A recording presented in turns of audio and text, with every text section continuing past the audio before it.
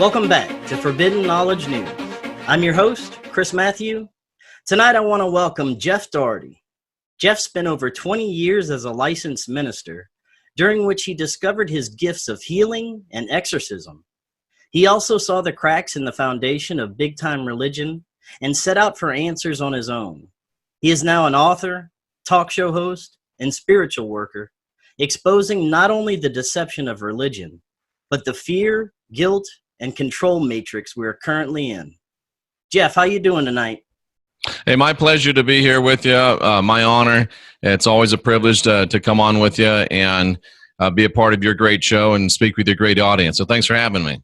Oh, well, thanks for coming on. And I've never had you by yourself, so I'm looking forward to this.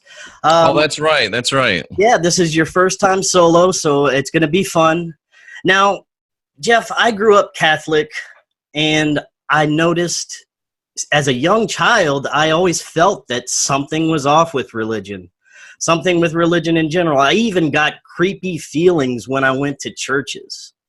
Take us back to your beginnings. What got you interested in being a minister? And then ultimately, what led you down your current path? Sure.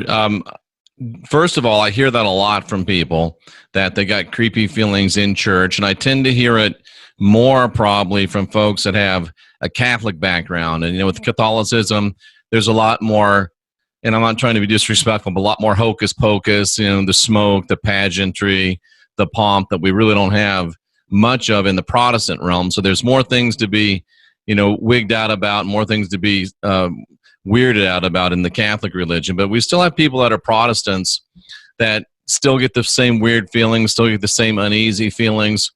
And I think it's probably something that is hardwired within us. I think that deep down in our core, even though we've been, buffeted by at least 2,000 years of this fear and guilt control matrix, we still have this little spark of us somewhere that knows that we're divine, knows that we're sovereign, knows that we're free. And when we go into an environment that is promoting beliefs and systems that run counter to that, I think it stands up and it becomes noticed in almost everybody, but some people either don't listen to it, or some people just push it down, or they ascribe it to being, a lack of faith. Me, I must have some psychopathic tendencies, because when I first went into church, there was nothing I didn't like. I liked it. I enjoyed it. I felt very, very compelled to be in church. It wasn't very long after I was in church that I was what we call called to the ministry. So I began preaching at a very young age and teaching. I just want to stop you for a second. Mm-hmm. What is that like? What is being called? I mean, what is that? Just a feeling that overwhelms you? What is that like? It's like some people hear an audible call. I didn't hear an audible call, but it's just like it's very kind of scary when you think about it, because it sounds a lot like what I would call now, my higher self or the spirit of divinity speaking to me. But it's different. And as I look back in retrospect, but some hear a voice, but it's just one of those, like Mormons would call it, the burning in their breast over the fact that Joseph Smith is a prophet of God. And a lot of people feel it, and that's kind of what it is. It's just a certain knowing that, hey, this is something I'm supposed to do. And that's just the way it was for me. I can't really speculate how it is for other people, but I felt a pretty distinct, what I would call a calling. So take us a little bit further. What started to open your eyes to, things aren't quite right here, Well, that was a pretty long process. I became a preacher, went to Bible college, became a licensed minister with the Assemblies of God, and went out and started preaching in my first church. And I began to see that a lot of the things that taught us in Bible college didn't measure up in the real world. And what I really began to see was a dichotomy in the scriptures themselves between the teachings of Jesus and the teachings of Paul. And I got to the place where I could not help but say and believe that there really are two religions being taught in the New Testament, one of Jesus and one of Paul. And ultimately, that's what caused me to step away from organized Orthodox Christianity. So, moving forward to today, where do you see, what do you see Christianity as? Do you see it as what it is, what it's supposed to be in the Bible? Or has it just been manipulated as basically a tool for control? That's an increasingly tough question for me, because when I first came out, I would have just said it's a fear and guilt control matrix. It's just there to hurt people, to control people, to keep people afraid, to keep people, under someone's thumb. But, the more, I guess, maybe the older I get and the more people I meet, I do realize that there are a lot of people in the church that are kind-hearted, a lot of people in the church that are sincere, a lot of people that really do want to seek their higher selves and seek a contact with divinity.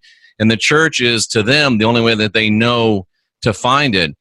But yet, even with that being true, and I'm sure that's true, there's no doubt in my mind that's true, even with that being true, there's still no doubt in my mind, from objective empirical evidence, both in the scriptures and in history, and also from now, believe it or not, almost 39 years of study and over 100,000 hours of study in the biblical text, that I can't escape the objective empirical fact that Christianity, as we know it, is literally a fear and guilt control matrix. It's a system that has been set up to keep people in bondage, to keep people from discovering who they are, and really to keep people in a place where their labors and their very energetic essence can be harvested to sustain other beings, both spiritual and physical. And I really think in the West, Christianity, as we know it, is the underpinning for all of the systems that control us, the political systems, social, cultural systems, and even our education system. Based on your experience, do you see that we have an actual spiritual realm that we can interact with, where there are actual entities, conscious entities, that we can interact with and that have been interacting with us basically throughout history?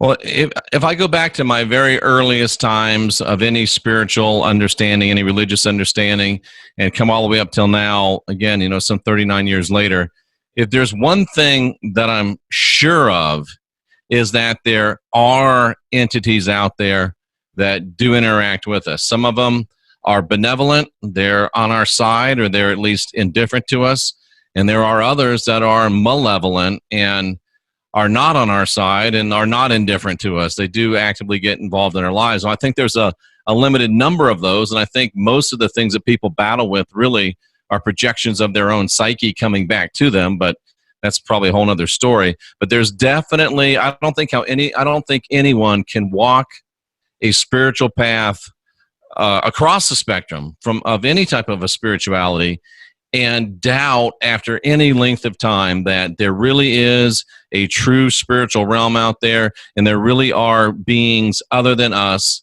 that we do interact with, and that you just can't escape that if you're going to walk the spiritual path, in my opinion.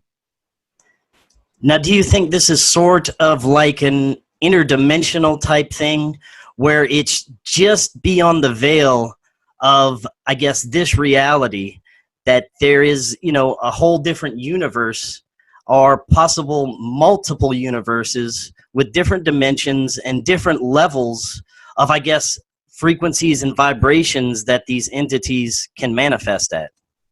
I'd say the answer to that is yes, no doubt about it. I think there are entities in this same frequency that we're in this same 3D world, in this same frequency, the same harmonics, the same modulation that we're in.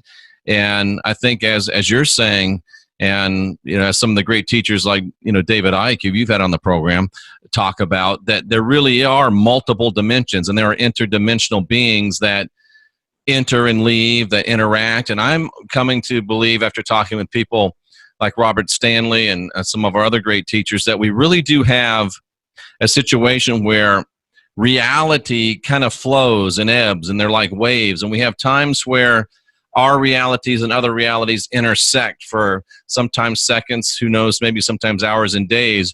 And even though we're not really tuned into other realities, we get bleed over from time to time.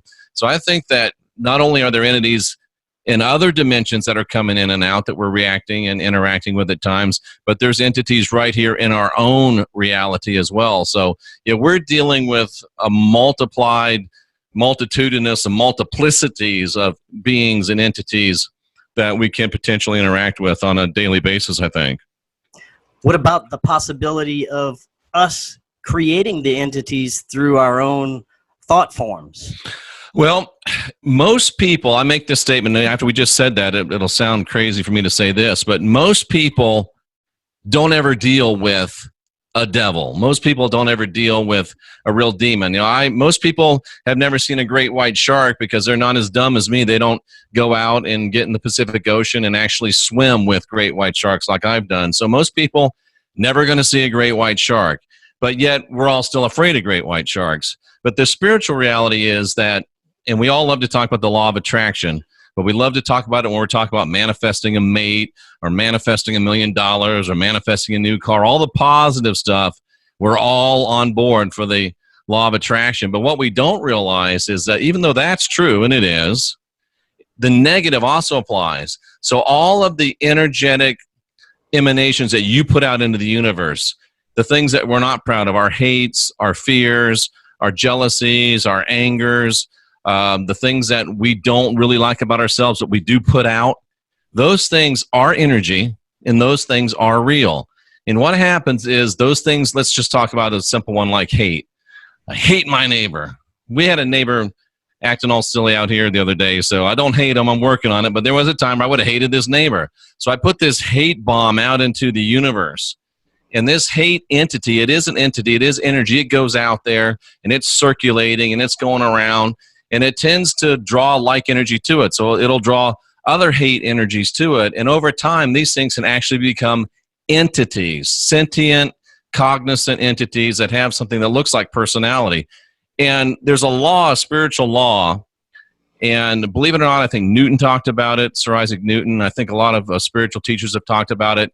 Sooner or later, these things that you send out, they're like salmon. They have to come back to you. They have to come back. They have to swim upstream. They have to come back to where they were spawned.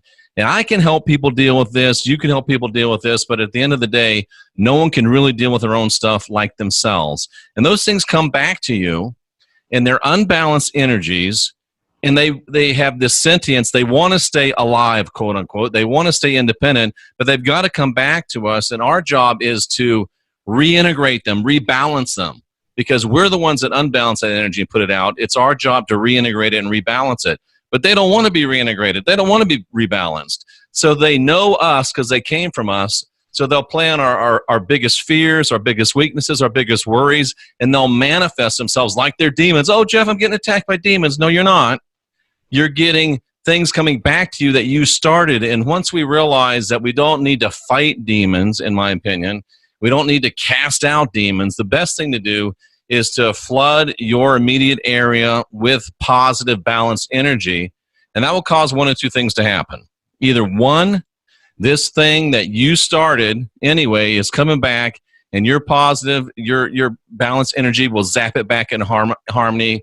It's reintegrated, everything's good. Or if it's not yours, it won't be able to maintain and stay in the vicinity of that balanced energy, and it'll run off. So that's a long answer to a short question, but I think that's one of the most profound revelations and discoveries that I've had, in my 38, 39 years of spiritual discovery and learning. Yeah, that's fascinating. And people can literally just be their own worst enemy and create hell for themselves, basically. And we know that. We always know that. We know that rhetorically. Everybody always says, "Oh, I'm my own worst enemy." It's in our culture, but we don't realize that it is true. It is real, and until we become cognizant of it, we'll continue to be buffeted. I promise you that are watching this, 99.9% of you that think you're being buffeted by demons, you're not. It's just the salmon swimming home. Learn to flood your area with positive, balanced energy, and you will see 99.9, I sound like Jay-Z, 99 problems, but a demon ain't one of them. I guarantee you it'll work. Is that Jay-Z? What's that? Was that Jay-Z that said that song, 99 Problems? I couldn't tell you, honestly. Me either. Yeah, not my style. But, okay. Maybe it was Snoop Dogg. I don't know. possible. So let's move on to this. What is your idea, or who or what is God? Is there one divine source for all? Is this the same God in the Bible? Or is it all a trick? What are your thoughts on this? That's a deep question. If we could answer that one, we could shut this whole thing down. But I know that there is somewhere within this reality or another reality, there is a divine, an ultimate divinity. And from what I know intuitively and from what I've studied, I'm convinced that that divine entity is probably equally male and equally female. It's a combined, balanced, divine being. And I think that the ineffable one is there. Now, I think beyond that and where we are, there's a whole lot of layers and a whole lot of different types of or levels of divinity. I think that we are created, as the Bible teaches, with the spark of divinity within us. I believe we really are divine, we really are sovereign, we really are free, and that as we continue our spiritual development and growth and ascension, if you will, step by step, we can become, Jesus said, you are gods. I think we can become divine spiritual beings. And even though once you become a divine spiritual being, you can become a higher divine spiritual being and a higher divine spiritual being. So there's this cycle, I'm convinced, in this path of continued growth, continued development, continued perfection. Do we ever actually completely return and coalesce to the great one divine? I don't know, but I think that our real calling as beings with the spark of divinity is that of constant and continual improvement. Yes, there is a God out there. Who or what he, she, they actually are, I'm not sure, but I am sure that between us and them are a lot of divine beings that we call gods and we call goddesses. I don't happen to worship any of them right now, but I do have relationships with some of them. And I think there's some of them that want to work with us, some of them that are completely indifferent to us, and some of them that don't want to work with us. But there's a lot of divine beings out there between us and the ultimate divinity, in my humble opinion. Well, that brings me to my very next question, the little g gods. Mm-hmm. What significance do they serve when it comes to our planet? Do we have specific gods ruling over our planet? Is it like, is there Lucifer? Is he the ruler of this planet? Is he the deceiver? What are your thoughts on what's going on with this? Well, before we proceed, let me give a disclaimer that these beliefs and opinions are not the opinions of the host or the channel on which I'm appearing. These are my own Thank you for that. and blasphemies. So don't think that they in any way indicate acceptance or adherence to by the host. But I think that right now, this realm that we're in is being run by a little g god that's doing a terrible job. From everything I can look around and decipher, the God of the Bible, who's the one who's in charge of this thing, they're telling us he's a lousy God and he's doing a lousy job. And as I have stepped back and looked at this, and I think have at least come somewhere near figuring out at least part of it, we are divine, sovereign, and free, and we're always wondering, why doesn't God do something?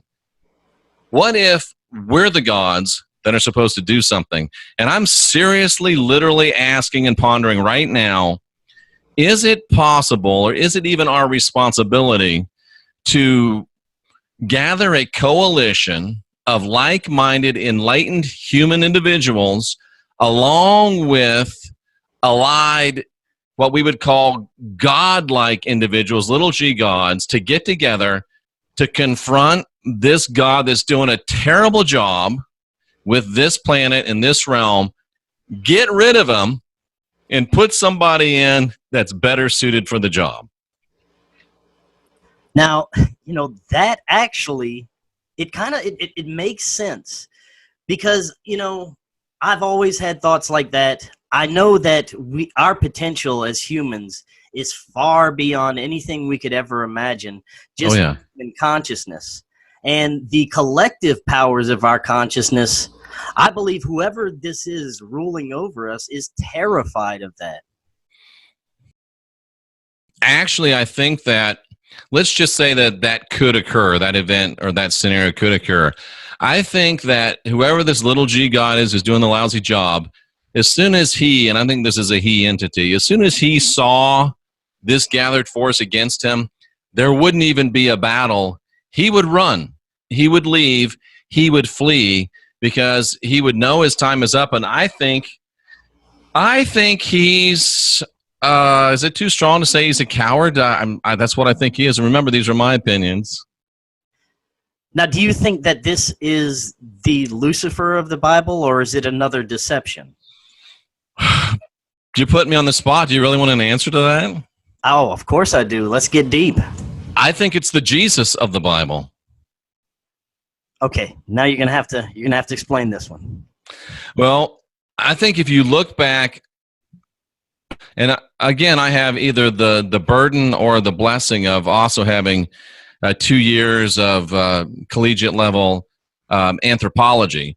So I know how to look objectively at cultures. I know how to look objectively at literature. I know how to look objectively at artifacts. Of course, I'm just a neophyte with only 2 years, but it does give me the ability to look at history, to look at culture, to look at writings, to look at the situation in which writings were written, i.e. the New Testament being written under Roman military rule, and every word of it having to be approved by a censor. People don't realize that. Everything in the New Testament was written or was vetted, edited, and approved by the Roman government. And I used to preach Jesus up one side and down the other. But after all this research, there's no objective proof. There's no empirical proof outside the Bible that he ever existed. And I think that even if he did, the Jesus that is portrayed in the Bible, and there might be two of them, so I'm betwixt and between on this too, but the blood sacrificing Jesus, the Jesus whose blood they want you to cover, the Jesus whose blood they want to cover you, the Jesus who they want you to ask into your heart to live there, sounds a lot like possession to me. That Jesus, I believe, and I just did this a couple weeks ago, that he, and it's more than a belief, I think it's a knowing, I can prove it, that this scenario where people always remember that Jesus was being tempted in the wilderness by the devil, and he showed him all the kingdoms of the world, and if you'll just worship me, I feel that I've proven that he did take the deal, and that Jesus is now the ruler of this world, and Jesus is the one that's coming back again, and what I think is going to be a false flag spectacular if we don't wake up to it. And the guy that's running the show isn't even this guy that we call the Father anymore, or Yahweh. I believe it's Jesus that's running the show, and he's the fallen, failed, flawed little g God that's running the show here now, in my opinion. I call him plastic Jesus because he's not real, he's fake. Wow. Now that is something very different than I've ever heard. Now, that being said, is there a Satan? Is there a Lucifer? Or is this just something constructed for more confusion? Well, again, if you follow, and I'm just a text guy, this is all straight from the New Testament, believe it or not. If you follow it, boom, boom, boom, boom, boom, you have Jesus being transformed into a light being. You have Jesus in the book of Revelation showing up as this bright, shining light guy. And then you have Paul telling us that Satan himself is transformed into an angel of light. So I think the person that we think of as Satan and the person that we think of as Jesus, same dude doing the same deeds. That is fascinating. Now, you know, we're going to have a lot of people putting some crazy comments on this one. But man, when you think about it, it's like, you know, it kind of opens your eyes and makes you think. You know, it's definitely got my mind turning in a certain direction. It's a different way to look at it. Well, one thing that I can assure you is that every bit of what I've said, I can point to chapter and verse in the original Greek, in the original Hebrew text of the Bible. And the reason I always go to the text is because the text doesn't care what you think. The text doesn't care what you've been taught. The text just is. And I am convinced that in our spiritual walk, in our walk of enlightenment, there has to be some objective standard of proof and of reality. And if we're going to talk about a Christian context, then text or scripture has to be that objective place that we have to look at and say, okay, I think this, you think that. What does the text say? And we look at the text and we go with what the text says. And again, the text doesn't care what you think. And frankly, I don't care what you think either. I am not here, and haven't made over 2,300 videos on my Christian Whistleblower YouTube trying to make anybody change their beliefs. All I do is put out information, put out what I call truth, and let people make up their own mind. Mark Twain, here's my call to action. Mark Twain said, it's a lot easier to fool somebody than it is to convince them they've been fooled. But I'm not willing to stop trying, at least convincing people that they've been fooled. So come see the information. Come to the water. I can't make you drink. Come to the objective information. I can't make you think. I'm just the mailman. Sometimes I bring you bills. You hate me. Sometimes I bring you checks. You love me. That's my story, and I'm sticking to it. Very well said. Now, what are your thoughts on this? Are we constantly recycled? Are we reincarnated? Is there a way out of this? What are your thoughts on that? Yeah, to your first question, are we constantly recycled? Yes and no. Can we get out of it? Yes, absolutely. I think that what happens is, and I refer back to the message of Jesus. I don't think Jesus was real. I don't even think that's a real word. It's a linguistic absurdity, a linguistic impossibility. There was no J until the 16th century. Even the word Christ is a terrible translation from the Greek. It should be anointing, consecration, flow. And the message of the anointing, which to me is the message of Jesus, the true message of the anointing, I'm sorry, what did you say? Oh, reincarnation. One of the big messages of that was that we can achieve what we're supposed to achieve here in this human life within a single human lifetime. That was one of the big changes that I think that message brought. That being said, we do keep coming back and coming back and coming back until we realize what we're supposed to realize here. And I'm convinced that the kernel of what we're supposed to realize here is I'm divine, I'm sovereign, I'm free. No one's coming to save me. No one's coming back again. It's me. I have to go in and find a dark night of the soul and work through it. I have to walk through my valley of the shadow of death. I have to realize I'm divine, I'm sovereign, I'm free, and if it is to be, it's up to me. And I think that's what we're here to learn and to find out in this reality. And once we get that and understand, okay, I've got the spark, I've got to fan it into a flame, I've got to go, I've got to grow. And I think that's the key that we've got to get, and that might be the key that unlocks this dimension to us and allows us to move on and upward in our continued spiritual process of towards perfection. Do you think it's ongoing? Do you think there's more levels even after the next one that we could possibly, infinite levels of enlightenment that we could possibly achieve? Well, as many levels as there are between who we are and who that ultimate, ineffable, illimitable divinity is, there's probably that many levels of growth and development. So I would say an emphatic yes to that question. Now, earlier when we were talking about demons, I've always been fascinated with exorcism and possession. Mm-hmm. So, and I know you were an exorcist. So still am, really. I don't like the term, but still am involved in entity cleansing. Let's call it something that sounds nicer than exorcism. So, is this actual demons possessing people, or is this something different? Based on your experience, what is this?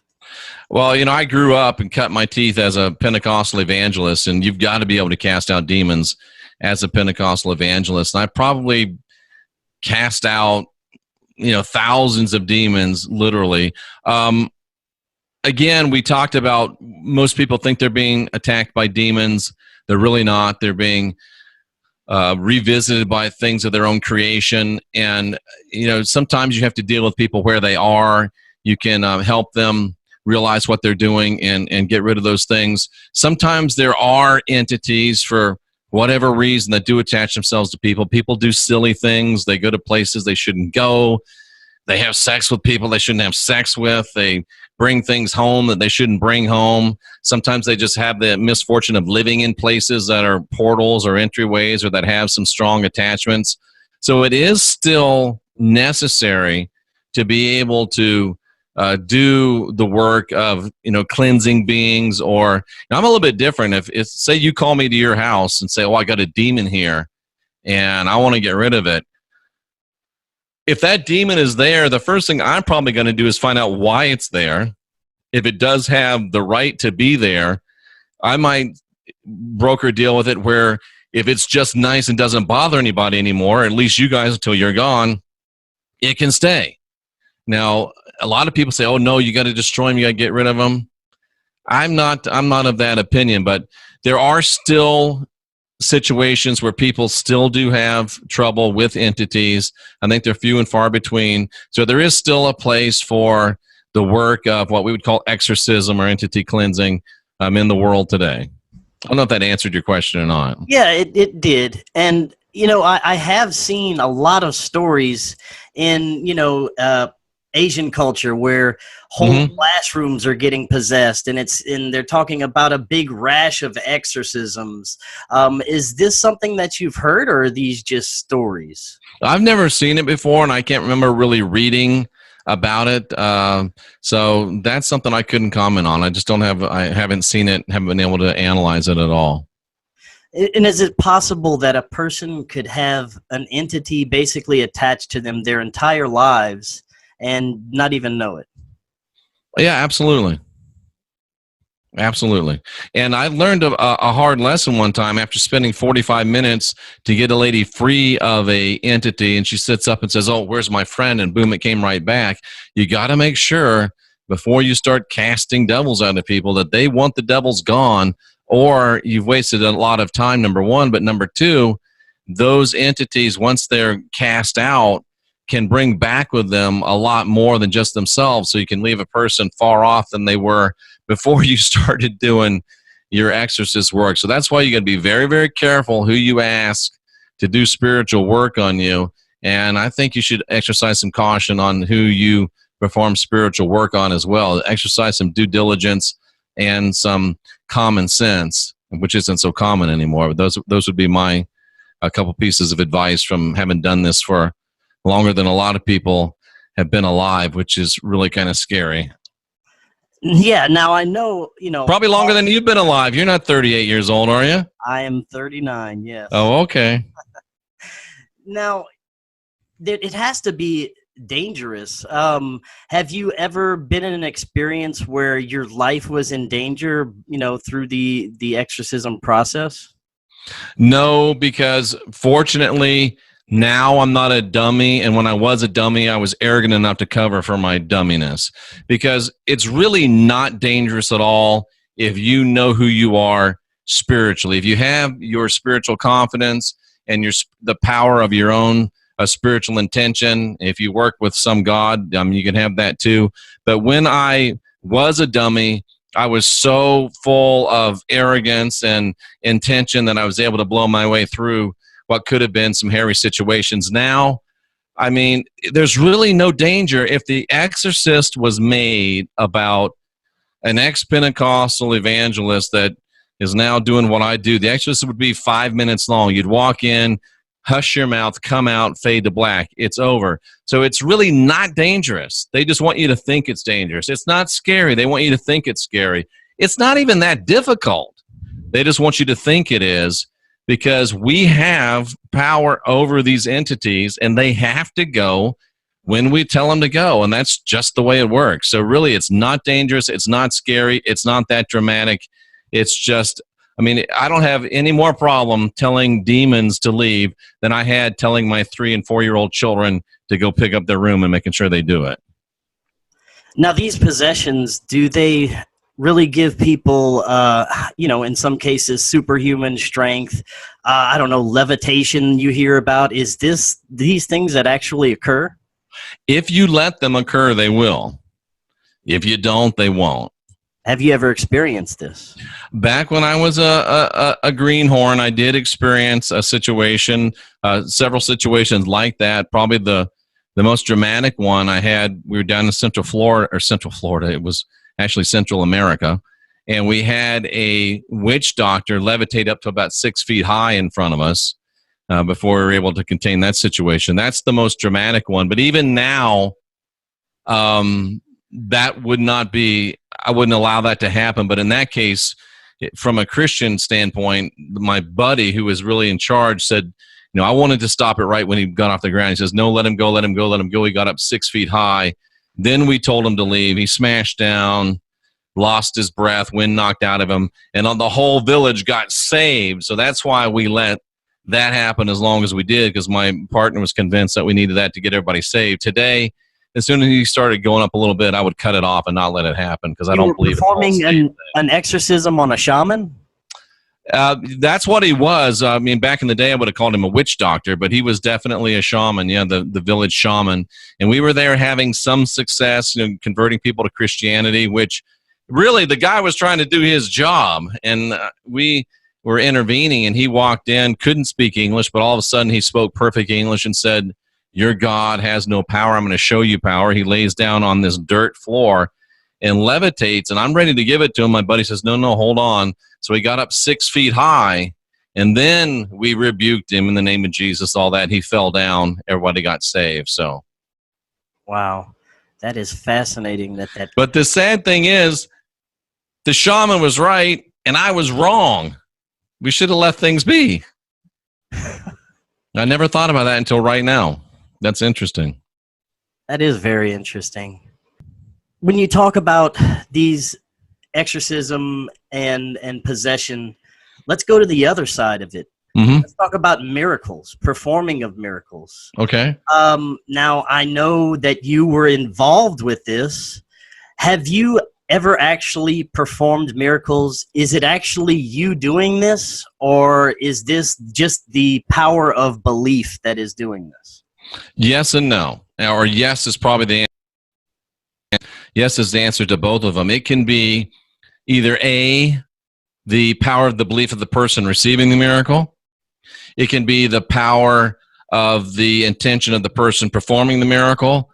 And it can also be the power of some benevolent outside power that is allowing it to manifest. So it could be any and all of those. Now, could you talk about some of the experiences you've had with miracles? I mean, what exactly is considered a miracle that you've experienced? Well, in the Pentecostal evangelist world, it's got to be a pretty big miracle to be a miracle. I've had people, on the smaller end, sprained ankles go away, get up and walk on a broken leg like it's well. That's kind of the smaller stuff. I had a lady who had a big goiter on her neck. It was like the size of a football, just a big growth on your neck. Happened to be a black lady, and I touched that thing, and it went poof, and it floated down like a leaf and disintegrated on the ground, and she's just got a big white spot where that thing used to be on her neck. Probably the most dramatic one I ever had was I was in Bangladesh praying for a big old long line of people, and this one guy came and said, "This guy wants you to pray that he receive his sight." I'm like, "Oh, okay, cool." We're praying. I started praying for him. And I realized about midway through that not only does the guy need to have his sight restored, he's got no eyeballs. So I'm looking at these empty eye sockets with the lids way back in. And long story short, in about 3 minutes, the dude grew eyeballs and opened his eyes and was seeing, and they were blue. And he was a black dude, so with blue eyes. It was pretty odd. It was down in not Bangladesh, Morocco. Now, hold on a second. He grew eyeballs. Grew eyeballs, yep. Now, this seems like something that you would have been heard about worldwide if this happened. I mean... Well, if you were in the Assemblies of God, you heard about it. That is amazing. Back in the early 80s. Now, I mean, do you think that was just the power of belief, or was there some sort of divine intervention there? That's a good question. I never really analyzed that, because that was back in I was full-blown, red-hot Pentecostal evangelist, so I had a lot of power of intention going on, a lot of belief in the name of Jesus. And then again, you have to throw in another factor. I'm convinced that a lot of times the reasons why Catholic priests and Roman Protestant priests are effective and Roman Protestant preachers are effective in casting demons out is because it's almost a symbiotic relationship. And I'm convinced that some of it is an agreement they make knowingly, and some of it is just a symbiosis behind the scenes. Because I think that when a Catholic priest or a Roman Protestant priest casts out a demon, that makes the priest look real good, that makes the church look real good. And the demon is willing to play possum for a minute, get cast out, quote unquote, because he knows he can go get 7 more worse than him and come right back into that person. And the Catholic priest or the Protestant preacher doesn't care too much either, because then the person's possessed again, and they need to come back to the great guy that got him unpossessed. There's probably a lot of the miraculous that works in the same way. Was that guy growing his eyes meant to get me hook, line, and sinker so I'd spend the next 20 years of my life doing this work? Was that meant to really give me enough juice to keep me from listening to the questions that ultimately led me out? Or was it just a situation of where I had enough intention, that gentleman had enough faith, or the divinity somewhere decided to take mercy on him and give him his eyes back? It's a good question, and we'll probably never know the real answer to it, and the answer might be all of the above. That is the craziest thing I think I've ever heard. That's amazing. For some reason, to me, the shaman one is crazier, but yeah, those are the two probably highlights over 20 years of Pentecostal evangelistic work. That's amazing. So I got nothing left after that. All right, well, now let's talk about angels, the other side of the spectrum.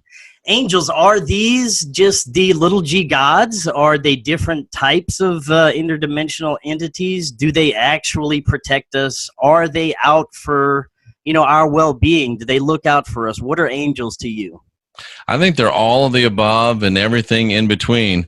I'm convinced that a lot of the things that people think are great, helpful, wonderful angels aren't.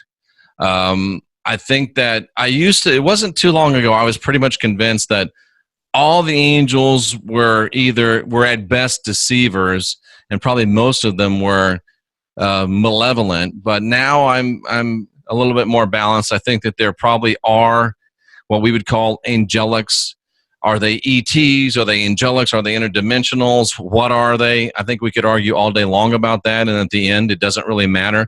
But there are some sub-deity, sub-God level beings that are out there that help. There's some sub-God, sub-divinity level beings out there that don't help.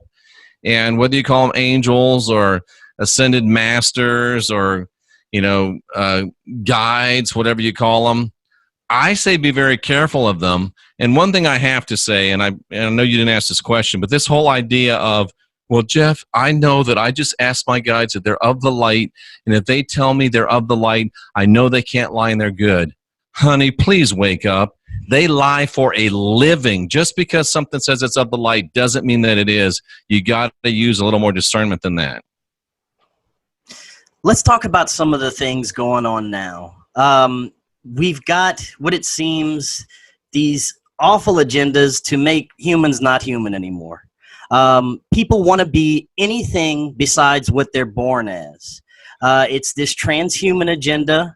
I don't know if they want to make everyone robots, but it starts with the food, the shit they spray in the air, the water. It's making us sick and unhealthy, so we can't live in these bodies. So right. What comes next? What is your thought on this agenda? Well, I say almost every time I have a show that we're the last generation of real humans. And the reasons that you've touched on are exactly why we're the last generations of real humans. All the stuff that you just said they're doing to us and more that we don't know. There's, the electronic warfare, the frequency warfare, the food warfare, the chemtrails and the stuff in the this is really my backyard, the lake behind me. All of that stuff is designed to break down and deconstruct the human mechanism. Not to mention that I'm working on this, and I don't know if I need to stop being angry about this, But every time I drive by a McDonald's, 80% of the time there's a line around the building, and I'm thinking, what are these people thinking? They're eating this crap, and it's designed to keep you from being physically optimized. And if they can keep you sick, if they can keep you fat, if they can keep you obese, if they can keep you worried about your blood sugar, they can keep you from being physically optimized. And I'm convinced, and I know it's a truth in my reality, that if you're physically optimized, it's much, much easier to become spiritually optimized. So part of it is to break down this organism so we don't realize and ever reach optimization. Because if we're struggling just to stay alive, it's very hard for us to get to the place where we realize, oh, there's more to this. But actually, at the end of the day, I'm encouraged by this, because I'm convinced that they, the great they, those that are against us, the powers that be, and that are rapidly passing away, they're convinced that they can't beat us. They know that we have something that they can't identify. They're trying their hardest to duplicate it. They're trying their hardest to replicate it. They're trying their hardest to imitate it, but they can't. They can't. All the electronic warfare they're trying can't replicate the spiritual, energetic power that we have. All of these transhuman things that they're trying to do can't duplicate the spark of divinity and the power that we have within us. So they know they can't beat us. So they have to keep us from realizing who and what we are.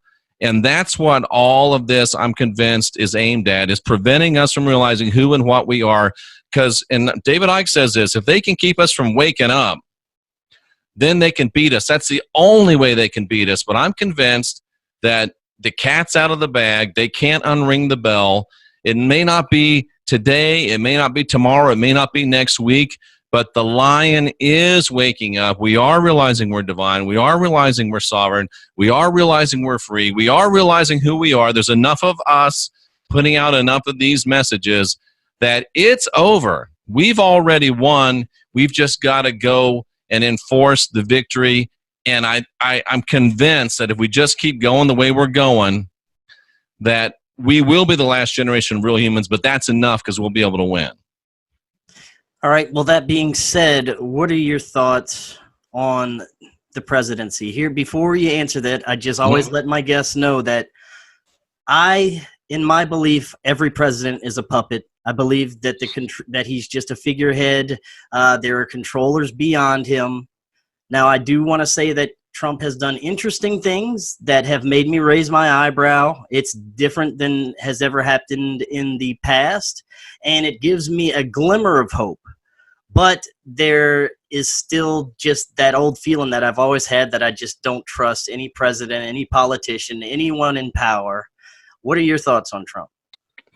Well, I have a little bit of a unique view on Donald Trump because I had the opportunity in the late 80s to have about a 20-minute conversation with him at Taj Mahal.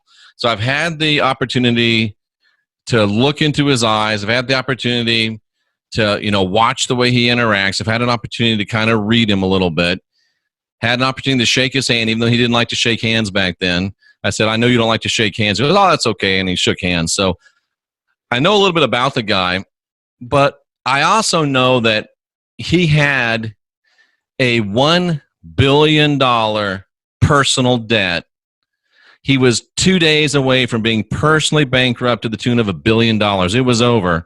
In a group of 12 banks that controlled that debt, 11 of them decided to let him off. They bought out the 12th one who wasn't going to let him off, which was Deutsche Bank, by the way, interestingly enough. So Donald Trump, as he came into the presidency, was bought and paid for to the tune of $1 billion by this group of people that want a third temple built, that want to control the purse string. So he was bought and paid for by those guys. That's the way it was. Now, as Donald Trump has recognized Jerusalem as the capital of Israel, as Donald Trump has moved the U.S. Embassy to Jerusalem, as Donald Trump has recognized Israeli sovereignty over the Golan Heights, he has done three things that all of those guys with their trillions and trillions of dollars haven't been able to buy and could not have bought. So I am convinced, sent by President Trump's actions after that, those three things, that he walked them to the door. They said, "Thank you very much, Mr. President. Thank you very much." And he said, "Oh, by the way, fellas, that $1 billion you owe me, it's done." I believe, based on actions, that President Trump is now, I'll use my own phrase, divine, sovereign, and free within the presidency.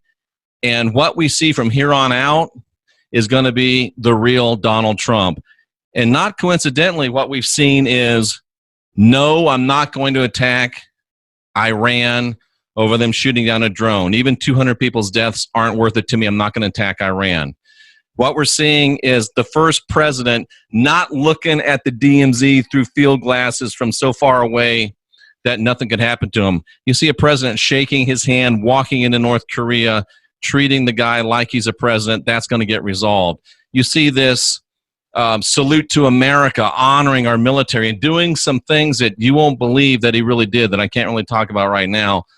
So I think I see evidence that Trump is operating autonomously now. He was bought and paid for.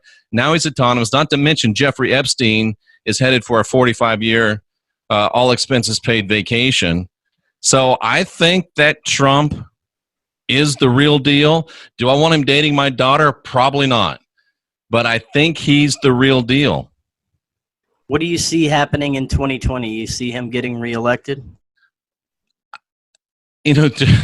Yes, I think he'll be reelected in a quasi landslide. He will be reelected, and I'll make before Donald Trump leaves office, there will be something unforeseen, unprecedented, that only the king of debt, as Donald Trump is called, could do in relation to not only national debt, but the individual debt load on the American people. There's something that is dramatically going to happen that Trump is going to be front and center for, and I think we will see documentation before Donald Trump leaves office that shows that Barack Hussein Obama, a.k.a. Barry Soetoro, was not born in the United States and was an illegitimate president, one of the greatest monstrosities ever perpetrated upon our nation.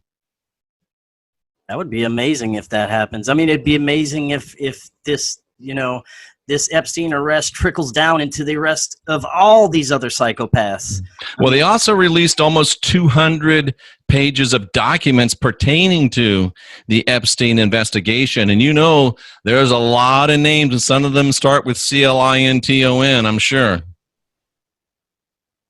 Maybe they will lock her up. I've always said they won't. Maybe they will. I still doubt it. So where do you see us going in the next 5 to 10 years? Now, right now, the censorship is killing our community, basically. The internet, online, YouTube, social media censorship is it's basically scaring people into not speaking their own minds. Do you think that we even have a future in this community within the next couple of years? Remember how we just talked about how the GMOs and the transhumanism and all that is designed at taking us out because they know they can't beat us?